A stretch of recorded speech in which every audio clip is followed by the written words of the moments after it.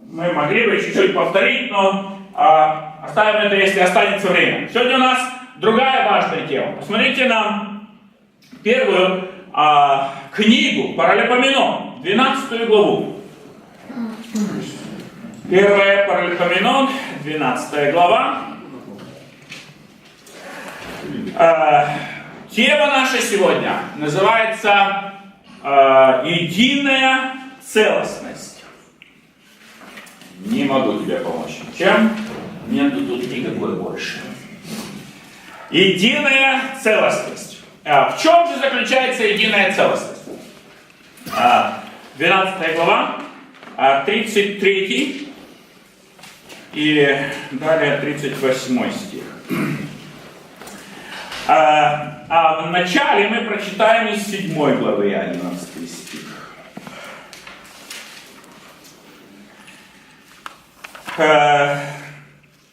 Все эти сыновья Илиала были главными поколениями, люди воинственные. 17 200 было выходящих на войну. Представьте себе объединить 17 200 человек. Нас сегодня здесь сколько? 20 человек, может быть 25 будет к концу урока. Но 17 тысяч, и у 17 тысяч разные желания. Всех их объединить в одно целое не так просто. Если вы перевернете теперь в 12 главе, 33 стих. Посмотрите, 33 стих. «Из колена Завулонова, готовых к сражению, вооруженных всякими военными оружиями, 50 тысяч в строю, единодушных». А здесь уже не 17 тысяч, уже 50 тысяч. И все они имеют одну цель. Какова их цель? Посмотрим 38 стих. «Все эти воины в строю от полного сердца пришли в Хеврон воцарить Давида над всем Израилем». Да, и все прочие израильтяне были единодушны, чтобы воцарить Давида. Вот у людей есть одна цель. Люди не приходят, скажем, один пришел, встретиться с кем-то, поговорить о каких-то земных, мирских делах, другой пришел для того, чтобы еще что-то сделать, а эти люди пришли с одной целью. И эта одна цель объединила все эти 50 тысяч человек для того, чтобы, мы находим, воцарить Давида. Сегодня мы пришли сюда для того, чтобы не Давида воцарить, для того, чтобы Христос воцарился в нашем сердце, чтобы там не были наши желания, чтобы там были Христовы желания. И вот эта цель воцарить Давида, то есть поставить его на высший уровень над Израилем, сегодня есть у нас, чтобы Иисус Христос занял главное место и царствовал над нами. А мы, будучи его послушными слугами, желаем выполнять его поручения. Желание выполнять поручения требует многих сил, где ты не знаешь, что тебе будет поручено, не знаешь, сколько сил для этого потребуется и как это сделать, но ты должен выполнить поручение так, как оно сказано. Потому наше «я» мы должны поставить вниз и Христово положение поднять вверх. Для того, чтобы выполнять вот это положение слуги, нам нужно учиться, в чем же воля нашего Господина, чего Он требует от нас. А вы помните Давида с Иоаннафаном, они были друзья, не разлей вода. Много людей в качестве Саул, он пробовал ставить клин и разъединить их. Он понимал, что Иоаннафан должен быть следующим царем над царством. И Бог забрал царство от дома Саулова. И этим царем рано или поздно станет Давид. Отчасти Саул боялся Давида, но вместе с тем он пытается разъединить Иоаннафана с Давидом. Получилось ли у Саула разъединить? мы читая библейскую историю, видим, что они оставались верными друг другу, и Саулу не удалось разбить это единство. Потому, когда мы смотрим на много картин, начиная с книги «Бытие», мы видим мужа и жену, где они были созданы для вот этой единой цели, где никто не должен был встрять между ними. Только хитрый змей приходит и вставляет этот клин. Но это не была интенция Бога Отца, Сына и Святого Духа. Они в своем примере для Адама с Евой были неразделимы. Мы находим их в творении, мы находим их далее в разговоре с Адамом, в сопровождении жизни в саду, где Бог, наблюдая за Адамом, следит за тем, чтобы Адам выполнял эти поручения. И Адам должен был смотреть на пример Божий, как Бог Отец, Сын и Святой Дух объединены в одной цели, в здравой цели, в цели, полезной для Адама, и не ставить под сомнение эти цели, тогда, когда пришел сатана искушать их. Мы знаем также в церкви, где Бог ставит пастора, ставит лидера в церкви для того, чтобы эта фигура или эта личность, она была примером для всех окружающих. Чтобы между лидерами никто не встрял и не разъединил их, между церковью и лидером, чтобы это было одно целое, один организм.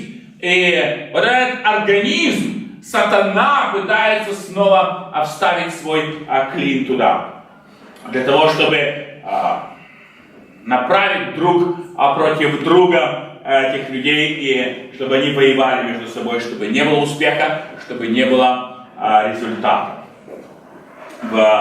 Тогда, когда мы открываем книгу «Бытие», посмотрите во 2 главе 24 стих.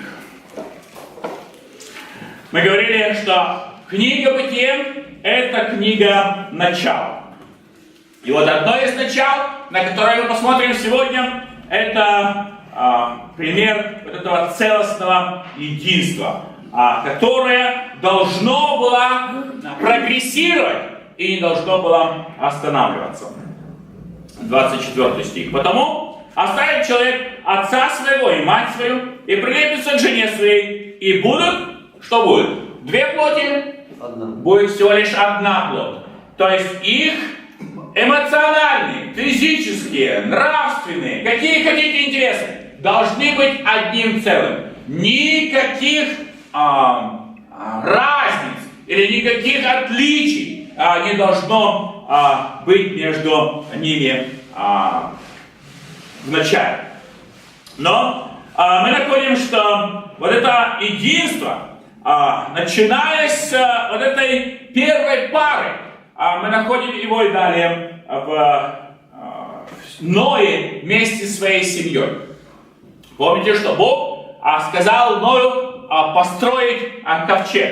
И это было нелегкое задание. И в этом задании участвовала его семья, которые выслушивали много насмешек, много различных, скажем, издевок или остановок. Может быть, кто-то пытался им ставить препятствия, говоря, что дождя здесь никогда не было, и что вы строите корабль на песке, и здесь берег моря вообще далеко, и все остальное, что мы можем придумать сегодня. Но мы находим их продолжающих строение. Посмотрите в 6 главе 22 стих. «И сделал Ной все». То есть Ной не остановился на издевках этих. Как повелел ему Бог, так он и сделал. Вот это наша задача. Бог желает, чтобы мы, как и Ной, сделали все, что Он поручил нам. Чтобы все те препятствия, которые поставит нам сатана на пути, будь то в наших взаимоотношениях мужа и жены, будь то в взаимоотношениях пастора и церкви, будь то в взаимоотношениях между собой, чтобы мы не останавливались на этом, не зацикливались, но чтобы единодушно, с целостностью преодолели все эти препятствия, добравшись до назначенной цели. Мы видим другой пример единства в 11 главе книги Бытия.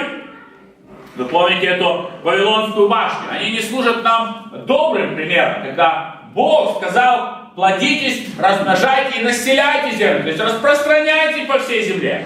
Эти люди решили восстать против Бога, решили построить в одном месте и оставаться в этой долине. Посмотрите в 11 главе 1 стих. На всей земле был один язык и одно наречие.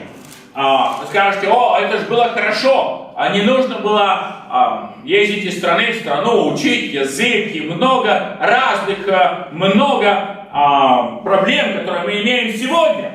Посмотрите 6 стих. «И сказал Господь: вот один народ и один у всех язык. И вот, что начали они делать, не отстанут они от того, что задумали делать». Вот это желание не отставать, делать то, что задумали, есть в человеке. И Бог желает использовать это чувство, но не для неправильных целей, как они используют в этом случае, строя эту башню. Мы знаем, что так они не довели до конца свое строительство, потому что Бог пришел, смешал их языки, и они не могли продолжать это строение. Мы находим далее Авраама, который в 13 главе 8 стих прочитаем. «И сказал Авраам Лоту: да не будет раздора между мною и тобою, и между пастухами моими и пастухами твоими, ибо мы родственники». Снова мы видим желание иметь единство. Мы знаем, что Авраам много сделал для Лота, чтобы вырастить его. Лот, его племянник, его отец умирает намного раньше, поручает его Лоту. И Лот заботится о нем для того, чтобы он состоялся как человек. И в этом случае мы видим снова их желание оставаться вместе, не делиться. Но мы не находим понимания Лота. Мы видим, что Лот, посмотрев в сторону, увидел орошаемую долину, пожелал, чтобы его овцы, его богатство умножалось, и оставляет Авраама посреди сухих скал. Вместе с тем мы находим обратную реакцию, скажем. У Авраама появляется скота больше, чем у Лота, поскольку Лот соединяет себя с нечестивыми людьми Содома и направляется вниз по наклонной, вместо того, чтобы оценить помощь Авраама и оставаться с Авраамом и не ссориться пастухам, они могли бы дальше жить и процветать там. Но мы находим, Лот отделяется. И это не желание Божье разделять людей. Божье желание объединять их. Для того, чтобы это единство строилось как на твердой скале, на твердом основании и оставалось твердым навсегда. Далее мы видим Якова. И помните, у Якова было несколько жен. Это не так легко объединить желания одних и других. Мы откроем 31 главу книги Бытия, 16 стих. «Посему все богатство, которое Бог отнял у отца нашего, есть наше и детей наших. Итак, делай все, что Бог сказал тебе». Мы видим Якова желающим отправиться отдельно от Лавана, чтобы растить свою семью, для того, чтобы быть одним целым. не желание Божье делить семью, Божье желание семью оставить вместе. Потому мы далее смотрим на пример Исава и Якова. Это два родных брата, которые также не находят общего языка и делятся между собой. Посмотрите в 33 главе 4 стих. «И побежал Исав к нему навстречу, обнял его, пал на шею его и целовал его, и плакали».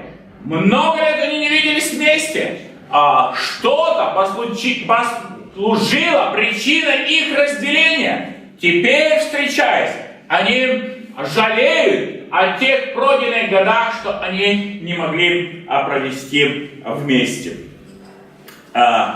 Чтобы не было в нашей жизни подобных разделений. Мы пришли сегодня для того, чтобы учиться у Бога, как же или на каких основаниях мы должны утвердить свое единство. Многие сразу, не подумав, скажут: наше единство должно быть на любви. Мы должны любить друг друга. Правильно, но не только на любви. Потому что если мы объединимся в любви к тем, которые не желают утверждать истину или защищать истину, мы построим свой дом на камне. Рано или поздно отсутствие истины разрушит наше единство, и дом наш упадет, и падение его будет великое. Давайте мы откроем вместе с вами несколько отрывков Нового Завета, для того, чтобы посмотреть на 8 пунктов того, что же приносит нам единство. Во-первых, найдем Ефесянам 4 главу, 13 стих. Послание Ефесянам, 4 глава, 13 стих. Здесь мы найдем два качества, которые служат для объединения или для помощи единству. Посмотрите на 13 стих 4 главы послания Ефесянам. «Пока мы все не придем в единство веры и познания Сына Божьего, к совершенному человеку, в мере роста полноты Христовой». Посмотрите, пока мы все не придем в что? Единство веры. Все хотят единства веры. Говорят: ну давайте забудем все эти различия между нами и объединимся в вере. Но эта вера не основывается на втором принципе – познание Сына Божьего. Вы сегодня спросите православного, они скажут: у нас своя вера. И познание Сына Божьего там мизерное. Спросите их: во что же ты веришь? Никто не знает. Бог знает, говорят. Или другие говорят: Бог там решит, когда оно там будет. Но посмотрите, что говорит Павел. Мы должны прийти в единство веры и познание Сына Божьего. К чему? К совершенному человеку в мере роста полноты Христовой. Если наша вера не растет в меру полноты, мы не получаем ничего от Божьего Сына, который наполняет нас, делает нас совершенными или достаточными для того, чтобы подходить под Его образ. Это не говорит о живой вере, это говорит о названии всего лишь. Многие называются красивыми названиями, скажем, православные. Это красивое название. Но это красивое название не содержит в себе сущности. Потому Павел просит нас прийти в единство веры и познанию Сына Божьего к совершенному человеку в мере роста полноты Христовой. Смотря далее на послание Ефесянам, посмотрите на 3 стих. 3 стих послания Ефесянам говорит нам об единстве Духа, о чем мы пели в начале. Стараясь сохранять единство Духа в узах мира.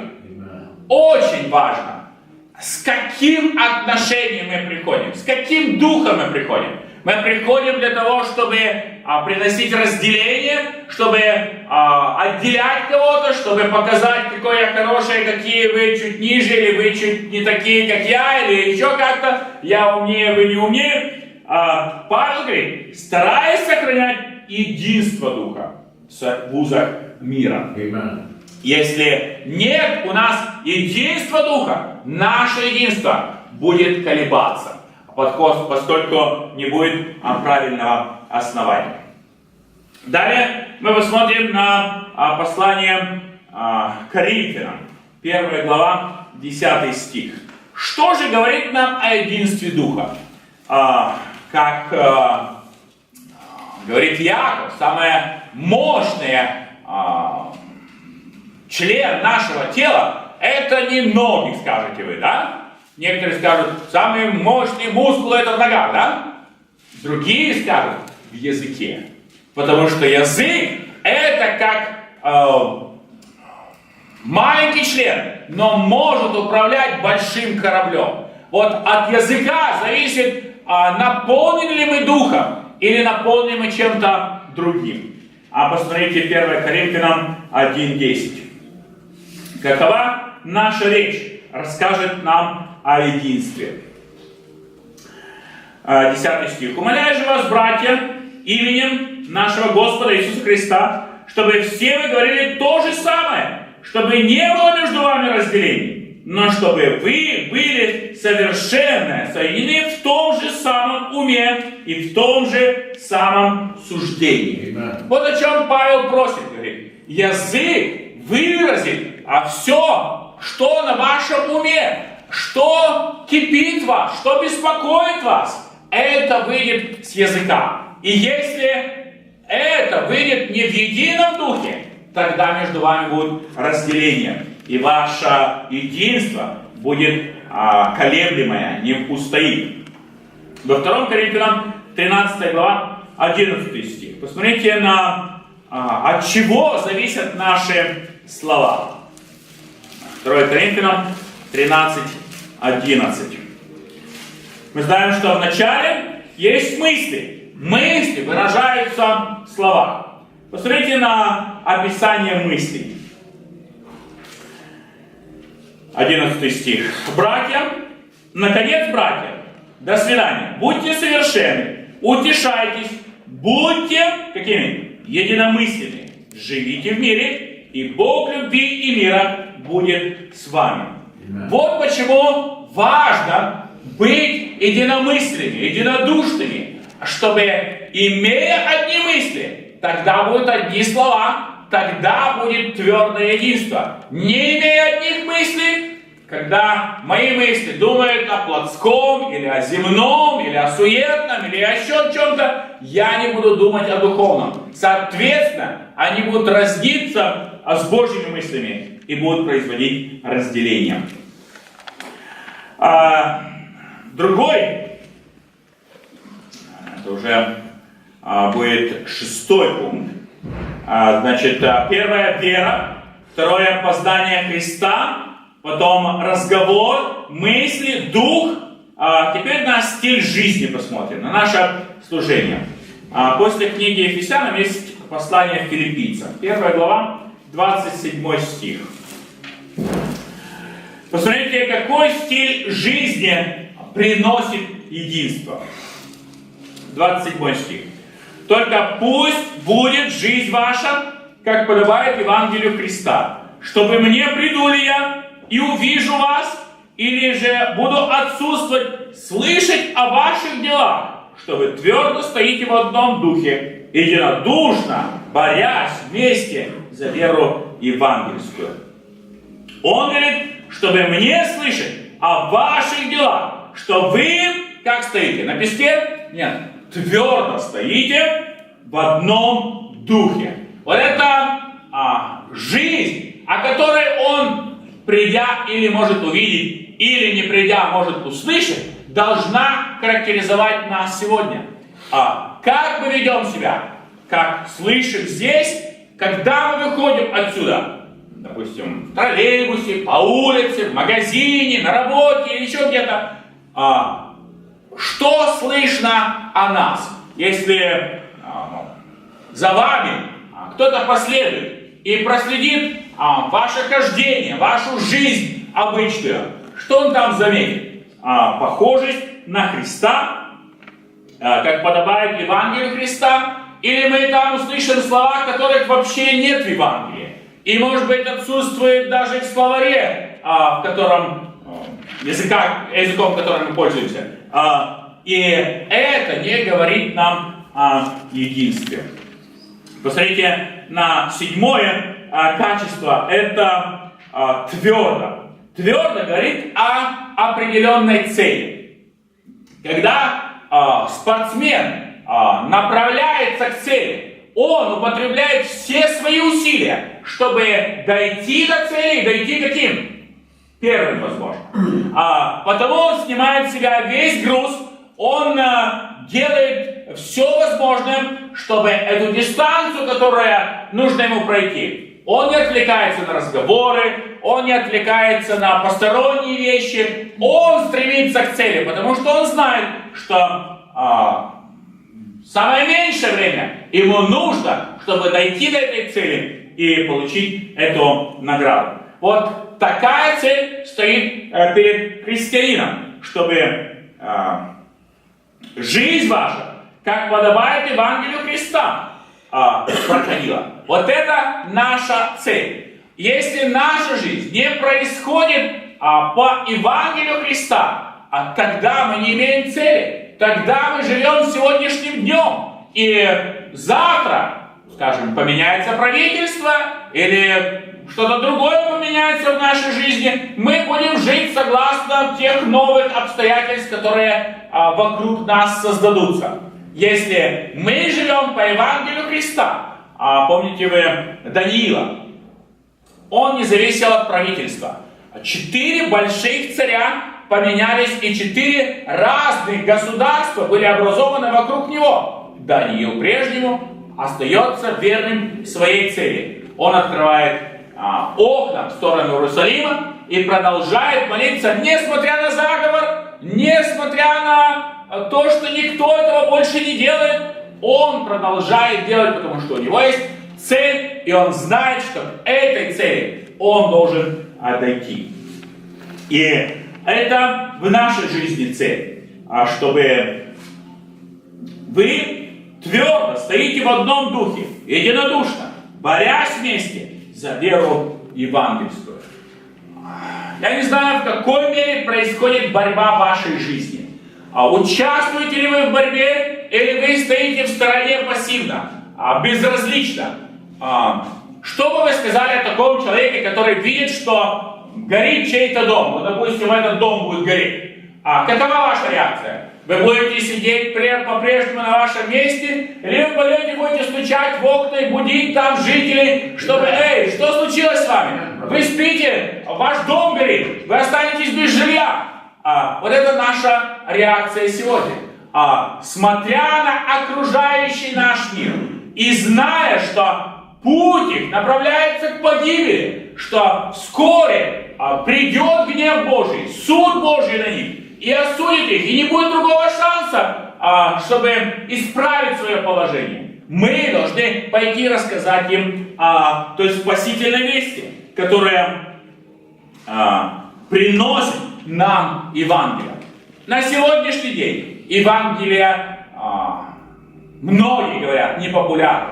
Но те, которые пережили вот эту перемену, которые были подняты из этого тинистого болота и поставили ноги на твердую скалу, те знают, что даже если все в мире колеблется, скала, на которой они стоят, она не поколеблется. И они могут пойти рассказать другим. Что делаем мы сегодня, чтобы стать на эту скалу? Мы раздавали каждому календарь чтения Библии, которые утверждают наши стопы на этой скале, чтобы в каждый день мы могли получать эту дозу из Священного Писания, которая может утвердить нас, может укрепить нас и сделать нас непоколебимыми.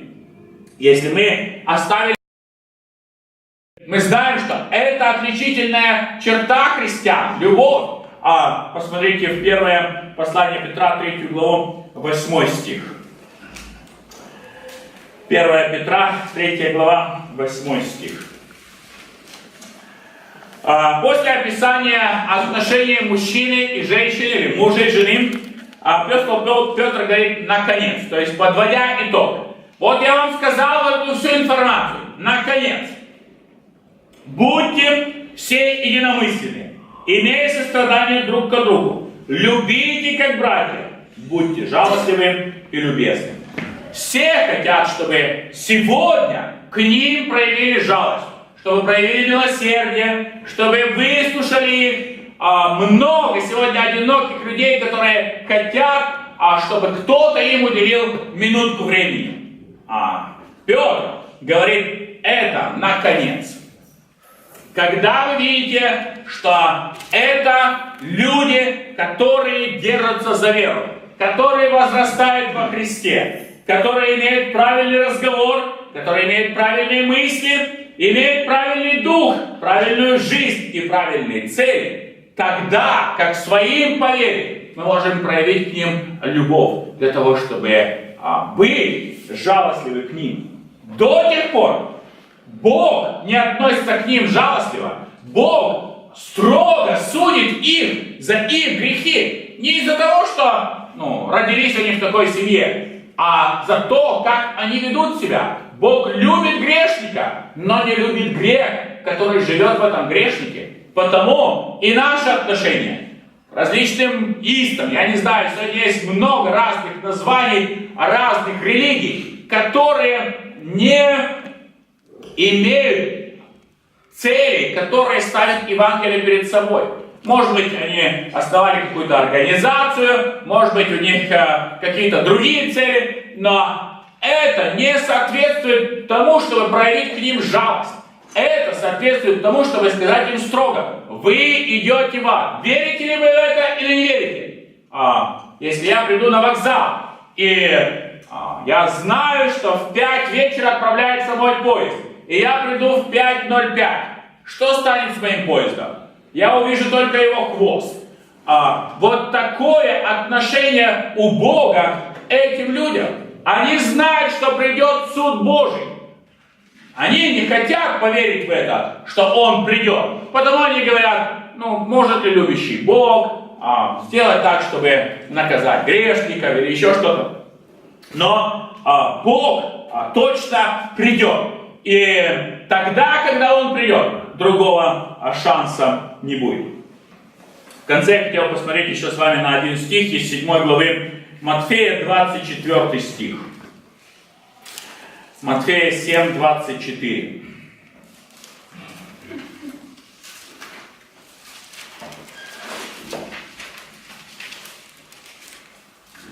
Вот почему единство важное. Почему правильно стоять на истине и не жертвовать тем, что говорит истина. Многие хотят пойти на компромисс с истиной для того, чтобы сохранить единство. Бог просит нас стоять на истине, не сходить с истинного пути, чтобы это было базой нашего единства. 7 глава, 24 стих. Поэтому всякого, кто слушает эти слова мои и исполняет их, я уподоблю человеку мудрому, который построил дом свой на скале. И сошел дождь, и пришли потоки, и подули ветры, и ударили по дому тому, и он не упал, ибо основан был на скале. Это тот человек, который слушает и исполняет слова Божьи. Когда Божье Слово становится на второстепенный план, мы прекрасно знаем, что Бог требует от нас правильного поведения, правильного разговора и правильных целей. Но мы говорим, в этот раз никто меня не видит, и никто не узнает, или еще не знает что. Помните, что нет ничего тайного, что не сделалось бы явным. Может быть, среди людей никто и не узнает. Вы сумеете так сделать, что никто не узнает из людей. Но мы знаем,